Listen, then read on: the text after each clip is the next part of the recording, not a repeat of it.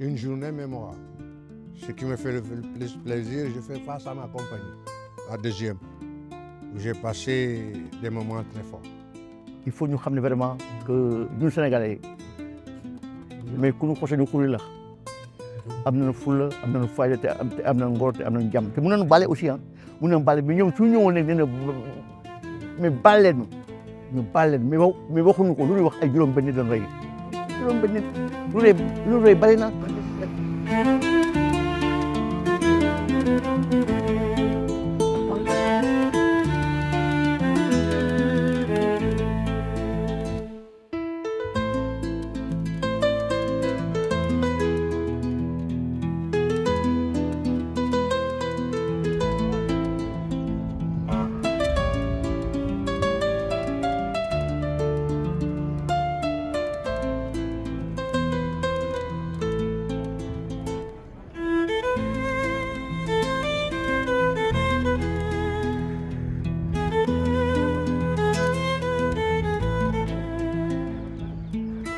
mais soo gisee affaire bi day daw si yàlla ba xoolal xale yëpp toog xale yi toog seen maam ñoo fi nekkoon seen maam la rey fii ñi fi toog yëpp seen maam ñoo fi deewoon seen maam moo fi leen ñu taxaw tey si xool pour sa àggal ko du pour sagal def mbégte du sagal pour naqat la dañoo woon suñu naqat tey du amul du mbégte mais naqat la.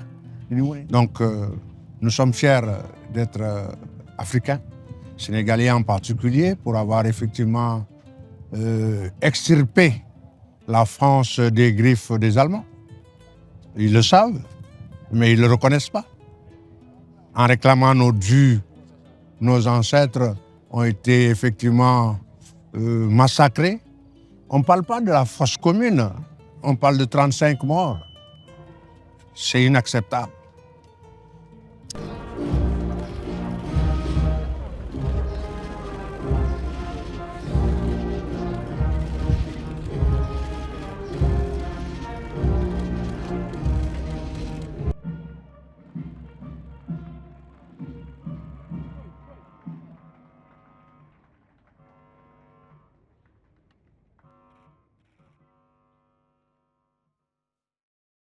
Aminata Sarr Ndiaye, directrice générale de télédiffusion du Sénégal. Là, comme son nom l'indique, il s'agit d'un anniversaire douloureux.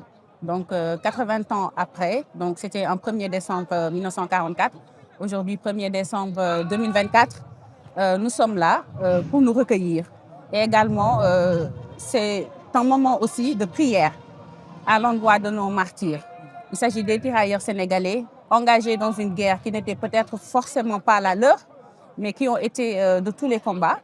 Et on a vu la suite. Au lieu de recevoir leurs indemnités ou allocations, ils ont été fusillés, abattus. C'est le mot employé par son Excellence, le président de la République, Bassirou Diomaye Diakhar Faye, et de son Premier ministre, M. Ousmane Sonko, ainsi que tout le gouvernement qui s'est mobilisé depuis le début pour pouvoir commémorer ce jour et dire que nous allons continuer. Il y a déjà les chercheurs qui se sont regroupés autour d'un comité qui va restituer le travail de mémoire nécessaire. Mais ce qui m'a plus interpellé dans le discours du président, c'est le fait de dire qu'il ne s'agit pas d'avoir un ressentiment.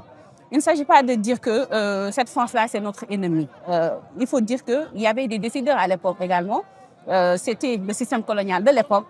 Mais il s'agit de dire que cela ne doit pas se perpétuer, plus jamais cela. Plus que ça.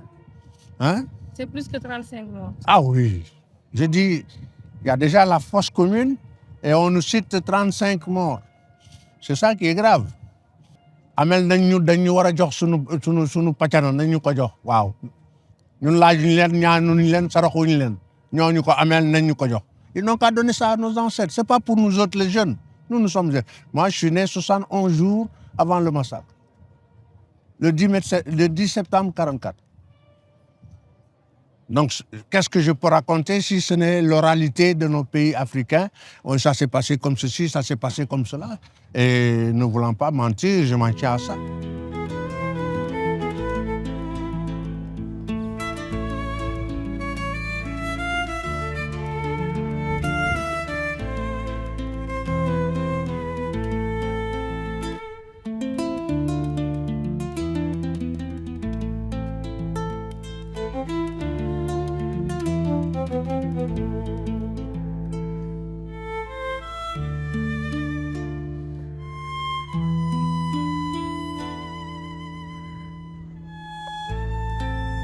m'appelle Bara Diouf, délégué général à la promotion des pôles urbains de Diamniadio et de Lac Rose. Cette lettre signée par le président de la République française marquant ou acceptant le massacre de Thiaroye n'est qu'un commencement. Et la France doit être beaucoup plus collaborative en sortant les vraies archives pour qu'on puisse avoir quel est l'impact réel de cet événement-là, quel est le nombre de morts, mais aussi que la France présente ses excuses et pose des actes de réparation. Pour moi, ce sont les trois étapes suivantes. Accepter la tragédie, accepter, présenter ses excuses, mais aussi poser des actes de réparation envers les familles de ces tirailleurs-là, mais envers tout simplement l'ensemble de ces mobilisés africains lors des deux guerres mondiales, mobilisés par la France et dont certains, comme Thiaroye, morts par la France.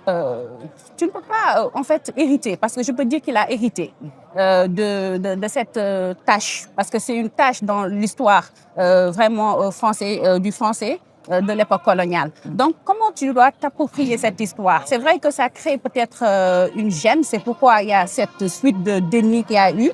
Mais s'il y a reconnaissance, s'il y a cette acceptation que ça a existé, maintenant, il faut que ça soit sincère pour qu'on puisse avancer, qu'on aille de l'avant et que cette histoire commune, parce que c'est notre histoire commune, même si nous ne sommes pas assises sur le fauteuil qui est assez gênant, mais il faudra qu'on puisse faire ce travail-là qui consiste à dire qu'ils ont été victimes, mais surtout les réhabiliter. Parce que vous avez vu cette histoire qui a été racontée qu'ils ont essayé de se révolter, c'est pourquoi on les a fusillés, mais ils n'étaient pas armés. Donc, il faut qu'il y ait une démarche sincère derrière pour qu'on puisse arriver à rétablir les faits et aller de l'avant.